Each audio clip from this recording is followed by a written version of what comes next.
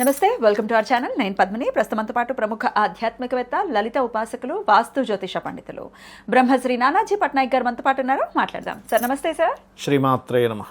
ఏ నక్షత్రం వాళ్ళు ఏ క్షేత్ర దర్శనం చేయటం, అలాగే నిత్య దైనందిన జీవితంలో వాళ్ళు ఎటువంటి పూజాది కార్యక్రమాలు గనక చేసుకుంటే వాళ్ళ జీవితంలో మార్పు వస్తుంది అనేది సవివరంగా తెలియజేస్తారు. కృతికా నక్షత్రం, ఈ కృతికా నక్షత్ర జాతకులు మరి అటు నిత్య దైనందిన జీవితంలో వీరు ఆరాధించాల్సినటువంటి దైవం, ఏ పూజ చేసుకోవచ్చు అనేది కూడా చెప్తూ, అలాగే ఏ క్షేత్రాన్ని దర్శిస్తే వీరికి యోగవంతంగా ఉంటుంది. సార్ తప్పకుండా అండి. ఫస్ట్ కృతికా నక్షత్రం గురించి కొంత వివరణ తెలుసుకొని మనం ముందుకు వెళ్దాం. అలాగే. అయితే ఈ యొక్క విషయాలు చెప్తుంది నేనైనప్పటికీ చెప్పిస్తుంది సాక్షాత్ లలిత అమ్మవారిగా భావిస్తూ, కృతికా నక్షత్ర జాతకులకి లలిత అమ్మవారి యొక్క అనుగ్రహం పరిపూర్ణంగా కలగాలని మనస్ఫూర్తిగా కోరుకుంటూ, ఇక్కడ ఈ కృతికా నక్షత్రం 1వ పాదం మేషంలో ఉంటుంది, 2, 3, 4 పాదాలు వృషభ రాశిలో ఉంటాయి.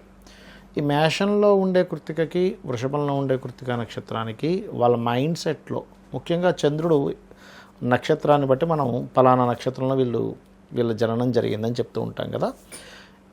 చంద్రుడు ఏంటంటే ఎక్కువగా వీళ్ళ మానసిక స్థితిని చెప్తూ ఉంటాడు. కృతికా నక్షత్రం 1వ పాదం అనుకోండి, 1వ పాద జాతకులకి స్పిరిచువాలిటీ ఎక్కువగా ఉంటుంది, అదేవిధంగా ఆవేశం కూడా ఎక్కువగానే ఉంటుంది. 2వ పాద జాతకులు ఓవరాల్గా కృతికా నక్షత్రం వాళ్ళకి ఏంటంటే కొంచెం అడ్మినిస్ట్రేషన్ క్వాలిటీస్ ఎక్కువగా ఉంటాయి, ఫాస్ట్ ఎక్కువగా ఉంటారు, కొంచెం అందరిలో హైలైట్ ఎక్కువ అవుతుంటారు కృతికా నక్షత్ర జాతకులు. ఎందుకంటే రవి నక్షత్రం కదా, అందుకని బాగా హైలైట్ అవుతూ ఉంటారు. అదేవిధంగా ఇక్కడ ఈ వీళ్ళ బ్యాక్గ్రౌండ్, ఫ్యామిలీ బ్యాక్గ్రౌండ్స్ కూడా చూసుకుంటే తండ్రి కొంచెం సంచార యోగి అయి ఉంటాడు కృతికా నక్షత్ర జాతకులకి. అంటే కొన్నిసార్లు వేరే దగ్గరికి వెళ్ళడం కానీ, లేకపోతే ఎక్కువ తిరగడం కానీ ఇలా ఉంటుంది. మదరు వీళ్ళ ఇంట్లో మెయిన్ రోల్ ప్లే చేస్తుంటుంది కృతికా నక్షత్రానికి ఎప్పుడు కూడా. ఎందుకంటే చంద్రుడు రవి కలయిక ఈజ్ కృతికా నక్షత్రం. ఎందుకంటే అంటే చంద్రుడు వెళ్ళి రవి నక్షత్రంలో ఉన్నాడు. సో అందుకని ఒక్కొక్కసారి తండ్రి ఎక్కడైనా విదేశాల్లో ఉండడం కానీ, లేదా వేరే దగ్గరికి వెళ్ళిపోయినప్పుడు తల్లే మొత్తం చూసుకోవడం అనేటువంటి జరుగుతూ ఉంటుంది కృతికా నక్షత్ర జాతకులకి. చాలా మటుకు 90% ఆఫ్ కేసెస్లో వీళ్ళకి అడ్మినిస్ట్రేషన్ కానివ్వండి, ఒక రూలింగ్ ఎలా చేయాలని కానివ్వండి, ఇట్లాంటివి చాలా బలంగా ఉంటాయి కృతిక వాళ్ళకి చెప్పాలంటే. అయితే వీళ్ళు ఎక్కువగా మీరు అన్నారు ఇందాక, ఏ దేవత ఆరాధన చేస్తే మంచిది, ఏ క్షేత్రానికి వెళ్తే మంచిదని. 1వ పాదంలో పుట్టినటువంటి వారు దక్షిణామూర్తి ఆరాధన లేకపోతే దత్తాత్రేయ క్షేత్రాలకు వెళ్తే చాలా మంచిది. 2, 3, 4 పాదాల వాళ్ళు పుట్టినవారు వెంకటేశ్వర స్వామి క్షేత్రానికి వెళ్తే మంచిది.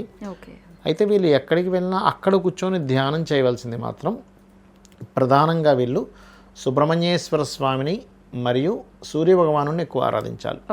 దీనివల్ల ఏం జరుగుతుంది అంటే, ఎప్పుడైనా ఒకటే గుర్తుపెట్టుకోండి, మనం ఎంత విజయం సాధించాలన్నా మనసు స్థిమితంగా ఉండాలి. మెంటల్గా కనుక వాళ్ళు స్ట్రాంగ్గా ఉంటే వాళ్ళు ఎక్కడికైనా వెళ్ళగలుగుతారు. అంటే ఒక ఇబ్బంది వచ్చింది, మెంటల్లీ స్ట్రాంగ్ ఉంటే ఆ ఇబ్బంది వచ్చినా సరే దాని నుంచి బయటపడగలుగుతాడు. కానీ మెంటల్లీ స్ట్రాంగ్ లేకపోతే ఆ వ్యక్తి చాలా ఇబ్బంది పడతాడు. కాబట్టి ముఖ్యంగా ఈ నక్షత్ర సంబంధించింది ఏదైతే ఉంటుందో ఆ అధిపతికి మనం ఎక్కువగా చేస్తూ ఉండాలి. అంటే వీళ్ళు ఎక్కువగా సూర్య నమస్కారాలు చేసుకోవడము, సూర్యుడికి అర్ఘ్యం వదలడము, ఎక్కువగా హోమాలు ఎక్కువగా పార్టిసిపేట్ చేస్తూ ఉండాలి. కృతికా నక్షత్రంలో ఎక్కువ ఎంత హోమాలు చేసుకుంటుంటే అంత మంచిది. ఒకవేళ అంత హోమాలు చేసే అంత స్తోమత లేదు అనుకునేటువంటి వారు ఏంటంటే, ముఖ్యంగా వాళ్ళు ధ్యానంలో హోమం చేస్తున్నట్టుగా వాళ్ళు ఫీల్ అవుతుండాలి. అప్పుడు ఖచ్చితంగా బాగుంటుంది. కాకపోతే ఏంటంటే వీళ్ళకి ఫాస్ట్నెస్ ఇష్టం ఉంటుంది, అడ్మినిస్ట్రేషన్ బాగా ఇష్టం ఉంటుంది, ఏదో కుంచితత్వంగా ఏదో అలా ఉండడం ఇష్టం ఉండదు. వీళ్ళకి కొంచెం గ్లోట్ ఎక్కువ, యాక్టివ్ ఎక్కువ ఉంటుంది కృతికా నక్షత్ర జాతకులకి.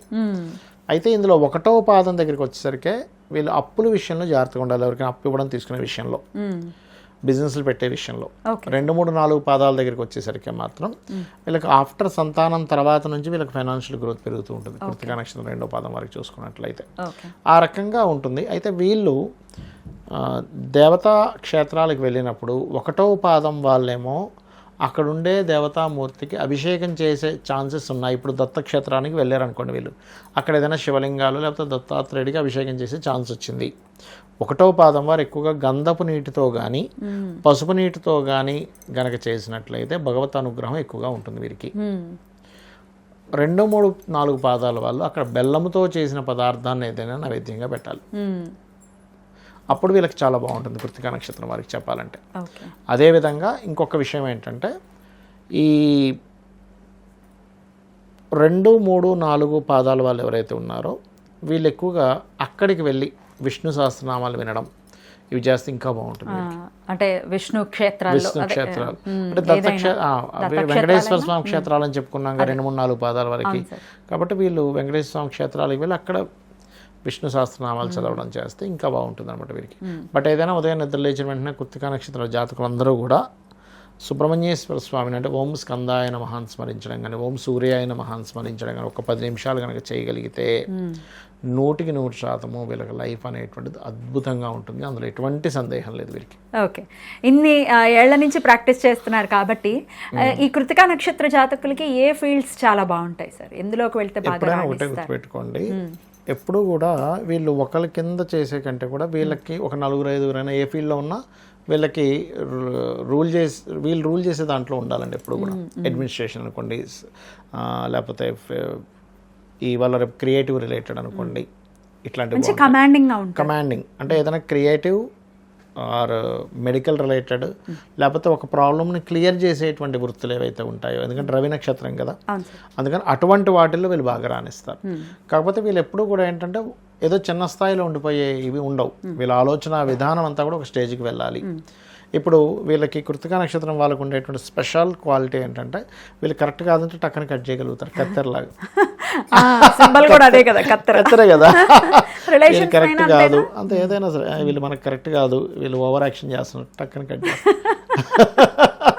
అలాంటిది ఉంటుంది ఖచ్చితంగా, అందులో ఎటువంటి సందేహం లేదు. జాగ్రత్తగా ఉండాలి, అదొకటి బలంగా ఉంటుంది.